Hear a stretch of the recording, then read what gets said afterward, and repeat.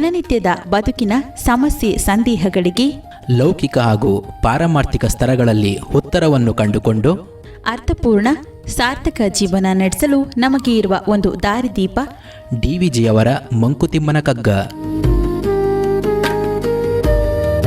ಕನ್ನಡದ ಭಗವದ್ಗೀತೆ ಎಂದು ಪ್ರಸಿದ್ಧವಾದ ಈ ಜ್ಞಾನ ಭಂಡಾರದ ಅನಾವರಣವೇ ನಿತ್ಯದ ಬದುಕಿಗೆ ಕಗ್ಗದ ಬೆಳಕು.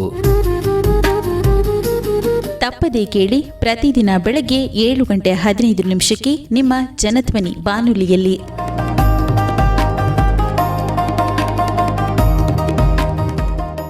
ಆತ್ಮೀಯ ಶ್ರೋತೃಗಳಿಗೆ ನಮಸ್ಕಾರ, ಸುಪ್ರಭಾತ. ಡಿವಿಜಿರವರ ಮಂಕುತಿಮ್ಮನ ಕಗ್ಗದ ಅಧ್ಯಯನ ನಿತ್ಯದ ಬದುಕಿಗೆ ಕಗ್ಗದ ಬೆಳಕು, ಈ ಕಾರ್ಯಕ್ರಮವನ್ನು ಇವತ್ತು ಮುಂದುವರ್ಸೋಣ. ಮಣಿಮಂತ್ರ ತಂತ್ರ ಸಿದ್ಧಿಗಳ ಸಾಕ್ಷ್ಯಗಳೇಕೆ ಮನಗಾಣಿಸಲು ನಿನಗೆ ದೈವದದ್ಭುತವ ಮನುಜರೊಳಗಾಗ ತೋರ್ಪ ಮಹನೀಯ ಗುಣ ಅನುವಾದ ಬೊಮ್ಮನದು ಮಂಕುತಿಮ್ಮ.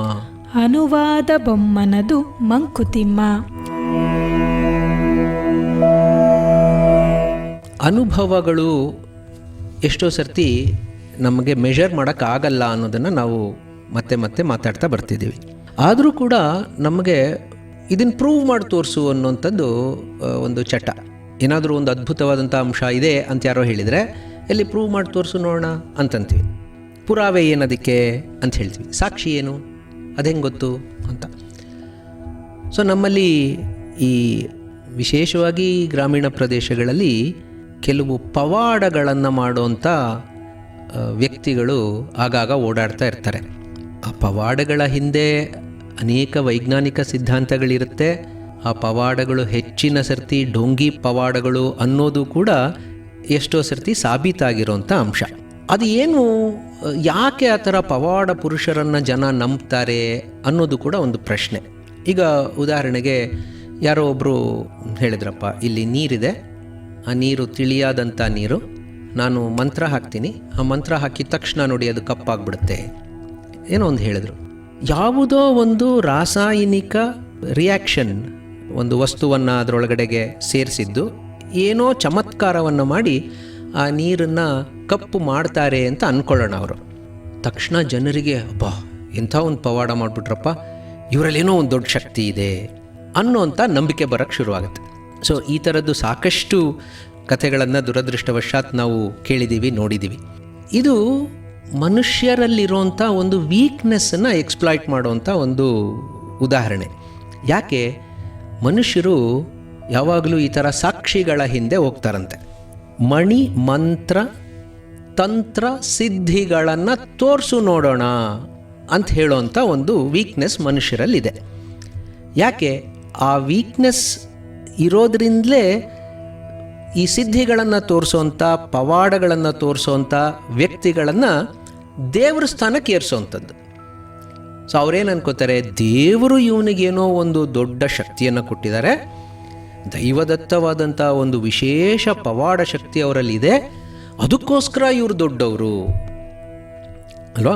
ಸೊ ಹಾಗೆ ನಮ್ಮಲ್ಲಿ ದೈವದ ಶಕ್ತಿಯನ್ನು ನೋಡೋದಕ್ಕೆ, ದೈವದ ಶಕ್ತಿಯನ್ನು ಅರ್ಥ ಮಾಡ್ಕೊಳ್ಳೋದಕ್ಕೆ ಕಣ್ಣಿಗೆ ಕಾಣುವ ಯಾವುದೋ ಒಂದು ವ್ಯತ್ಯಾಸ, ಬದಲಾವಣೆ, ಒಂದು ಚಿಹ್ನೆ, ಒಂದು ಕುರುಹನ್ನು ನಾವು ಹುಡುಕ್ತಾ ಇರ್ತೀವಿ. ಆ ಕುರುಹು ಕಂಡ್ರೆ ಓಹ್ ಇವರಲ್ಲಿ ದೈವಶಕ್ತಿ ಇದೆಯಪ್ಪ ಅಂತ ಹೇಳ್ತೀವಿ. ಡಿ ವಿ ಜಿಯವರು ಹೇಳ್ತಾರೆ, ಆ ಥರದ ಕುರುಹು ನಿನಗೆ ಯಾಕಪ್ಪ ಬೇಕು, ಅದು ಬೇಡ. ಯಾಕೆ, ಇಂದ್ರಿಯಗಳ ಸೀಮಿತತೆಯನ್ನು ನಾವು ಪದೇ ಪದೇ ಅರ್ಥ ಮಾಡ್ಕೊಂಡಿದ್ದೀವಿ. ಕಣ್ಣಿಗೆ ಕಂಡರೂ ಕೂಡ ಕಾಣದ್ದನ್ನು ತೋರಿಸ್ತಾ ಇರೋವಂಥ ಕಣ್ಣುಗಳಿವು ಅಂತ ನಾವು ನೋಡಿದ್ದೀವಿ. ಎದುರುಗಡೆ ಇದ್ದರೂ ಅದನ್ನು ತೋರಿಸೋ ಶಕ್ತಿ ಇಲ್ಲದೇ ಇರೋವಂತಹ ಕಣ್ಣುಗಳು ಇವು ಅಂತ ನಾವು ನೋಡಿದ್ದೀವಿ. ಹಾಗಾಗಿ ಇಂದ್ರಿಯಜನ್ಯವಾದಂಥದ್ದನ್ನು ನೀವು ನಂಬೋದನ್ನು ಕಡಿಮೆ ಮಾಡು, ಅನುಭವವನ್ನು ನೀನು ಹೆಚ್ಚು ಗಮನ ಕೊಡು ಅನುಭವದ ಕಡೆ ಅಂತ. ಸೊ ಹಾಗಾದರೆ ಆ ಅನುಭವ ನಮಗೆ ದೈವದ ಮಹಾತ್ಮೆಯನ್ನು ಹೇಗೆ ತೋರಿಸುತ್ತೆ? ಡಿ ವಿ ಜಿಯವರು ಬಹಳ ಸುಂದರವಾದಂಥ ಒಂದು ಉದಾಹರಣೆಯನ್ನೆಲ್ಲ ಕೊಡ್ತಾರೆ. ಮನುಜರೊಳಗೆ ಆಗಾಗ ತೋರ್ಪ ಮಹನೀಯ ಗುಣ, ಮಹನೀಯ ಮಹತ್ತದನ್ನು ಈಯುವ ಗುಣ, ದೊಡ್ಡದನ್ನು ಕೊಡುವಂತಹ ಗುಣ. ನಮ್ಮಲ್ಲಿ ಎಷ್ಟೋ ದಾನಿಗಳ ಬಗ್ಗೆ ನಾವು ಕೇಳ್ತೀವಿ. ಅವರು ಅದೆಷ್ಟೋ ಲಕ್ಷ ರೂಪಾಯಿ ಯಾವುದಕ್ಕೋ ಕೊಟ್ಬಿಟ್ರಂತೆ, ಯಾರೋ ಶಾಲೆ ಕಟ್ಟಡಕ್ಕೆ ಅದೆಷ್ಟೋ ಕೋಟಿ ರೂಪಾಯಿ ಕೊಟ್ರಂತೆ. ಸೊ ಈ ಥರದನ್ನೆಲ್ಲ ಕೇಳ್ತೀವಿ. ಅಲ್ಲಿ ಯಾರೋ ಪ್ರಪಂಚದಲ್ಲಿ ಅಮೇರಿಕಾದಲ್ಲಿ ಯಾರೋ ಒಬ್ಬ ದೊಡ್ಡ ದಾನಿ ಇನ್ಯಾವುದಕ್ಕೋ ಕೋಟ್ಯಾಂತರ ಡಾಲರ್ ಕೊಟ್ಟನಂತೆ, ಅದೆಲ್ಲ ಕೇಳ್ತೀವಿ. ಅವ್ರ ಹತ್ರ ಜಾಸ್ತಿ ದುಡ್ಡಿದೆ ಅದಕ್ಕೆ ಕೊಡ್ತಾರೆ, ಅದರಲ್ಲೇನು ನಾವೇನು ಮಾಡೋಕ್ಕಾಗತ್ತೆ ಅಂತ ಅಂದ್ಕೊಳ್ಳುವಂಥದ್ದು ಸಾಧಾರಣವಾಗಿ ಎಲ್ಲರ ಮನಸ್ಸಿನಲ್ಲೂ ಬರುವಂಥದ್ದು. ಆದರೆ ಅನೇಕ ಸರ್ತಿ ನನಗೆ ವೈಯಕ್ತಿಕವಾಗಿಯೂ ಕೂಡ ಆಗಿರೋಂಥ ಅನುಭವಗಳು ಡಿ ವಿ ಜಿಯವರ ಈ ಮಾತು ಎಷ್ಟು ಸತ್ಯ ಅನ್ನೋದನ್ನು ನನಗೆ ತೋರಿಸ್ಕೊಟ್ಟಿವೆ.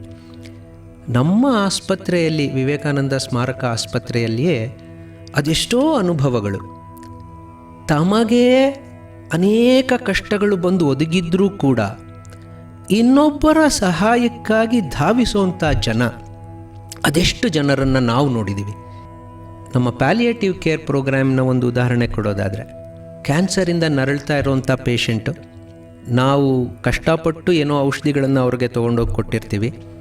ದುಃಖದಲ್ಲಿರ್ತಾರೆ, ಕಷ್ಟದಲ್ಲಿರ್ತಾರೆ ಅಂಥೇಳಿ ನಾವು ಸಹಾಯ ಮಾಡೋಕ್ಕೆ ಹೋಗಿರ್ತೀವಿ.